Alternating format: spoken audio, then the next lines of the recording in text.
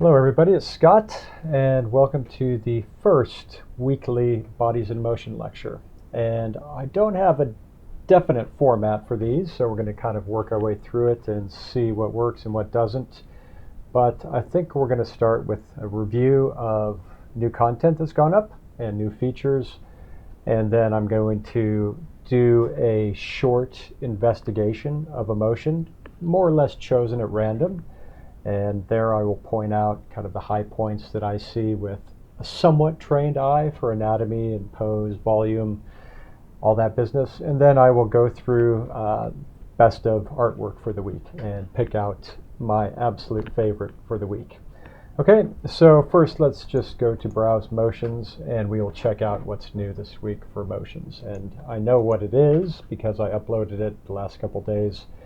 And we got, I think, everybody from here up. So we got one more set of Nhat Nam, which is a Vietnamese martial art. And there's some amazing kind of staff work by this athlete. And this motion actually has some amazing reference for back muscles. So we might just choose that and just look at what's going on there. Another wushu, great gesture here. There's been some really nice artwork from this guy in the artwork section. Just his uniform ends up making amazing shapes, so everybody kind of seems to gravitate towards that. And he has a sword, and who doesn't like weapons, right? And then finally we have like 8 or 9 sets of jiu-jitsu. Right, and this is Grandmaster Leon J. His father trained Bruce Lee back in the day, and so he's the second generation Grandmaster of something called Small Circle Jiu-Jitsu. And quite devastating techniques, and I got to witness these firsthand, both photographing this, but also afterwards he was so kind as to demonstrate on me his jiu-jitsu, and it was painful and effective.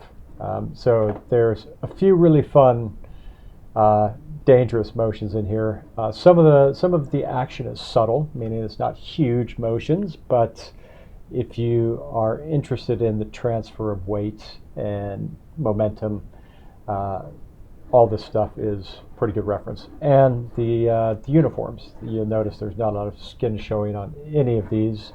They were both in their full gis, and so there's a lot of cloth fold and study to be done there. Okay, finally we have about 4 more motions in the male Taekwondo set, and all of these are kind of combat against punching bags, so we get to see the actual application of force. This was full uniform and then kind of topless. And there's some really good keyframes in here, and a few that I really love. And this one is handheld, wide-angle lens, some really kind of imperious looking kicks at the high point. And I'll just show you that one. This is obviously the key pose, and yeah, I mean, you can do much worse for reference for kind of a powerful kick. So check that out. I might throw it into a collection at some point. Okay, but where was I? Well, actually I think I will just, since we're here, I will just kind of look at this for a little bit as far as anatomy goes. And I'll go full screen on this, and I'll flip through the images as they pop up, and I'll probably take a little screenshot of this and transfer it over. Just a note to everybody, there is a drawing mode that will be coming in a while. It's on the upgrade list. We had it in for the beta, but it needed a few more tweaks before I think it's ready for the public. So stay tuned. It'll be a little button here. It'll transfer you into kind of a draw mode where you can annotate and mark on the frames themselves. So that will be fun. Okay, but I'm going to step through this kind of frame by frame, and we're actually really close, but that's fine. One thing to know, this guy has enormous triceps, right? So what we're looking at here is, you know, these are never going to be complete, detailed anatomy lectures, but I will break out some little things as they come up. Okay, so for this tricep, what we're looking at is obviously elbow. This is the attachment point, something known as the olecranon, and this is the point that's articulated as part of the ulna. Tricep implies three heads, right? And this is the big thing, right? Three heads. This is kind of a challenge in this case because the heads of his tricep are so kind of hypertrophied, right? Really, really big. But what it looks like is the long head here, right? And so this comes in and grabs onto the common tendon of the tricep, which is right there. So this is a big flat tendon. You have out here kind of on the lateral side, the outside, what is known as the lateral head, right? Should be no surprise, is located on the lateral side, okay, the outside of the arm. And then the kind of the most surprising thing I think about this guy's tricep is the kind of convexity of the medial head right here. So those are the three heads, and I'll just quickly highlight the common tendon, right? So this is coming down. This is the tendinous part, grabbing onto the elbow, the olecranon, and articulating like that. Last thing I'm going to say before we get back is this long head, right, originates from the scapula, right? So there's the rest of these sit on the humerus, but this guy actually makes it up and ends up just kind of grabbing onto a piece of the scapula, which is what I think some people would call maybe the shoulder blade, but I loathe to call it shoulder blade. It's technically the scapula, right? So it grabs on there, and this is how it transmits down to the elbow. Okay, we'll see as we go throughout these kind of impromptu lectures. We'll see some interlocking that happens here, but just a quick introduction. Okay, so a little bit there. Just flipping forward, let's see what else happens. Actually, I'm not going to switch all the way over, but you can see, again, this is a little bit why bodies in motion is useful, right? When you really dive into it.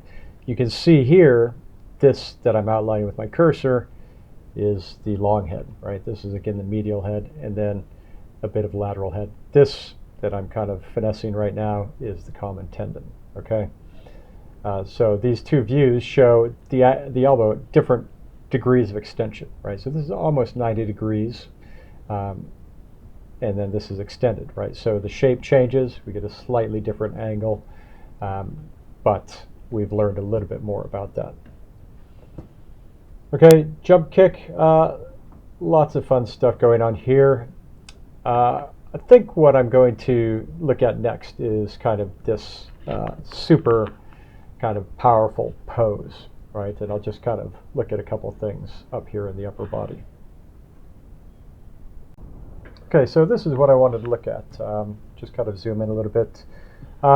And, you know, there's a lot of forms happening here. And we can see if we look at the chest, there's different quality to both sides, right? And this side very tense, this side very relaxed. And the way you describe that visually, drawing or sculpting, is going to be different, right? This arm is not doing as much as this arm, right? You can see the tension kind of radiating through. This is in the process of accelerating towards us, okay? Or stopping the acceleration going backwards, right? So it's in the pose, he's throwing his arm back to kind of stabilize himself as he kicks. Okay, so just quickly, under tension, this is the clavicle, right? All the way out to here, right? This is right out to here. This little bump is the very extremity of the clavicle. Okay, and you'll notice that we only see clavicle here as far as form. The rest is kind of covered in muscle, and that is deltoid here, what's known as the anterior head. Okay, and then pectoral muscle, right? So this is your chest muscle coming down like this. And I can't describe everything, but some of you who've studied anatomy with me know what we're looking at. And primarily, we're seeing some divisions in the muscle body that are relate to the geometry of the origin of the muscle, right? So we have an origin along the clavicle, we have an origin along the sternum, and we have a third origin along the abdomen. Okay, and that's what's happening. We're seeing clavicular origin going down. We're seeing sternal origin coming across. I'm going to dot this because it's not showing distinction right now as far as form. And then going underneath both of those is the abdominal section. Okay, so 3 distinct regions. Somebody out there is obviously looking at this and saying, what is creating that form? Right, and that is, of course, a striation, a division in the muscle body that's resulting from this bony kind of intersection. Right, so what you actually have for the sternum is 2 bones, something called the manubrium, and then the body of the sternum more properly below. And this is a joint in youth, and then it becomes kind of calcified as you grow up a little bit, right, in very early age, in fact. Okay, but on him, this is super prominent, right? If I just take this off, this is more extreme than you see in most, so this would be kind of a statistical outlier. If I turn it back on, you can see that there's this location, which is actually the second rib comes off laterally. First rib is up under the clavicle, second rib. And because this was a joint, there's no muscle attachments on it. So the muscle of the pecs attach either side. Okay, so that's what we're seeing here. And that's what is so really interesting about this particular snapshot in time. Okay, other than that, I guess the last kind of interesting, well, there's lots of interesting things here, but the last thing I'll mention is what's going on up here. And this is kind of the extreme turn of the head, right? And this is to turn his head all the way this way to look at punching bag like this, not drawn to scale, mind you, and not the right color either. He has to flex on one side only the muscle known as sternocleidomastoid, right, which is a mouthful, obviously, big word, sternocleidomastoid, but very descriptive of the origins and the insertions, and that's what anatomy is. It's all about hookups, right, attachment points, and if you understand where they go on the bones, then you have a vector between the start point and end point of the muscle. And on this particular muscle, sternocleidomastoid, the insertion point, the more mobile of the points, is on part of the skull, called the mastoid process, right in here behind the ear. And the origins are just either side of the top of the sternum, in between the clavicles, and along the body of the clavicle, about a quarter of the way out, there's the clavicular origin. So sterno means the sternal attachment, cleido is the clavicular attachment, and mastoid is the insertion on the mastoid process. Okay, and to get your head to turn, you activate this muscle on one side only, and the other side is necessarily relaxed, otherwise your head would be fighting itself trying to turn to one side. Okay, so a little bit about asymmetry in muscle activation as well, right? So actually on this side we have relaxed sternocleidomastoid, we have relaxed pectoral muscles, and on this side tensed. Okay, so kind of interesting, hopefully interesting analysis of couple of these muscle groups. Okay, so back to here, and then as we kind of release from the tension, so look at the arm. It's what I was saying. As it goes back, this deltoid and pectoral muscle tends to decelerate the arm, right? He's throwing it back hard to keep his body twisted the right way, okay? And you can see the tension in sternocleidomastoid also start to diffuse as he lands, right? So the less extreme activation. Similarly, no activation in the chest muscle, right? So all smooth without division, and there's where the tension shows up. We still see this inflection point. This is built into his skeleton between the manubrium and the sternum. But that's it. So that's a quick look at the pose. So we saw a little bit of triceps, we saw a little bit of pectoral muscle, and we saw a little bit of sternocleidomastoid. Okay, so that's fun. There were lots more to talk about. There's always more to talk about, but that's just a little snapshot. Of course, these are isolated instances. If you guys want to learn more about kind of anatomy as a big chunk, you should check out my online course, right? I will continue to plug it as we go, just because that's the way you can get all this body of knowledge in one place, okay? So let's look at the artwork from this week, and I will pick out my favorites. There's been some amazing stuff. One of the new features this week is GIFs, right? So you can now upload GIFs, and just a mouse over on any of these with the little play button will show you some amazing stuff. And these are so much fun, right? So first I'll give a little shout out to Jem, because she kind of started this off. I had plans to implement GIFs, but I saw some of hers show up in her Twitter feed, and so I asked her to upload these, and she so graciously did, and they're great. So you can see a snapshot of one here, but then if you look down at her artwork by this user, you can kind of see she's been doing these as 1-minute studies, right? So I'll have to ask her, or maybe she can say in the comments what's going on with her, how she puts them together. But 1-minute gestures, right? So the way you do that, of course, guys, if you saw the intro video, is you can pull this timer to 1 minute, and it should be like that, and start running the countdown, right? And then it'll flip to the next pose over time. If you don't want to do all of these that are very close together, set this interval to 2, and it will skip every other frame. And then you can get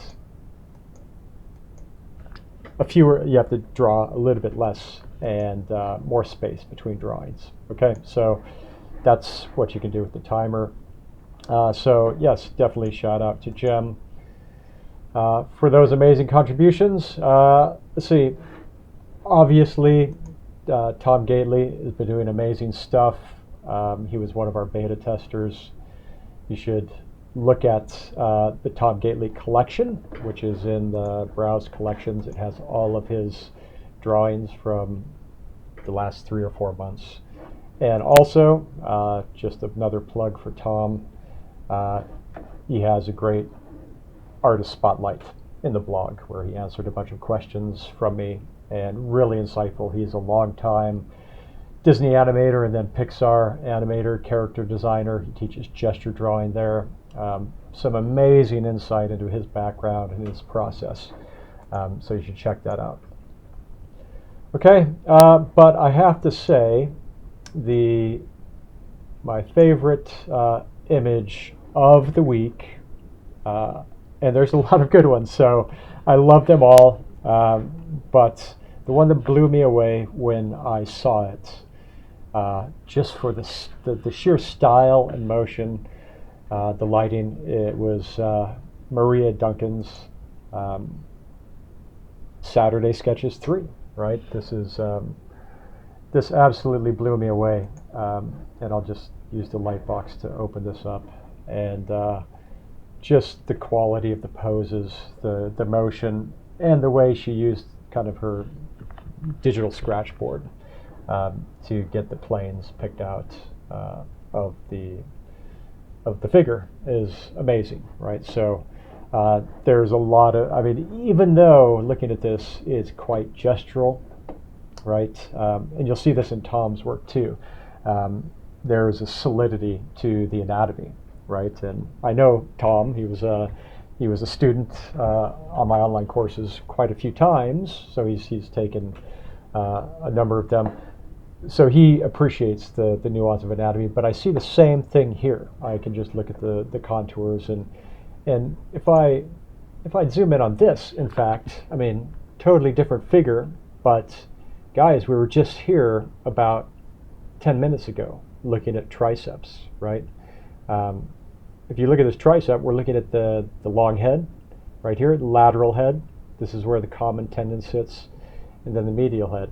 And the whole thing that I talked about, it going back into the scapula, well, it ends up diving in between deltoid and other stuff here, right? So I don't want to make this entirely about anatomy, and it's not, but it contributes. They're building blocks to a successful piece, right? So that's why I love this, because of the style, because it's solid, it's animated. But also there's just really nice encapsulation of correct anatomy. Okay, and here's a couple others in her related artwork section, which are also breathtaking, right, in their own way. And I'll just quickly open this one. And so this one absolutely, just as far as style goes, captures the essence of these capoeira motions, right? And these guys are a lot of fun to study too, just for gesture and transfer of weight, and anatomy, upper body anatomy. Okay, so check those out. And other than that, guys, I think I'm going to wrap this up. You guys and gals have been with me for longer than I intended. I don't know what my intention was for duration of this, but I think we're probably at the limit of it. So keep submitting artwork. I love it. It's what keeps me going and motivated for all of this. I will upload more motions this week, so you guys will get something new. I haven't decided what it is, but I have quite a few things still to upload, and new shoots coming up. Work on GIFs if you're into animation, or even just want to give it a try. Check that out and upload a GIF, because there's some really fun results. This one's great. Love the MS Paint style of this by Shudan. So work on that. Too many great artworks for me to kind of kind of give attention to all of them. But Jonathan, great back muscles. Paloma, amazing sculpt. This will feature in the blog at some point soon, as soon as she renders out some high-res sculpts or some high-res images for me. And of course, beautiful gestures by Michael Hampton. Check out his artist spotlight as well in the blog. Okay, so that's it for me for this week, guys. Keep doing great stuff. Hope you find inspiration in the library. We will try to keep this going and get it more and more exciting as time goes on. All right, thanks.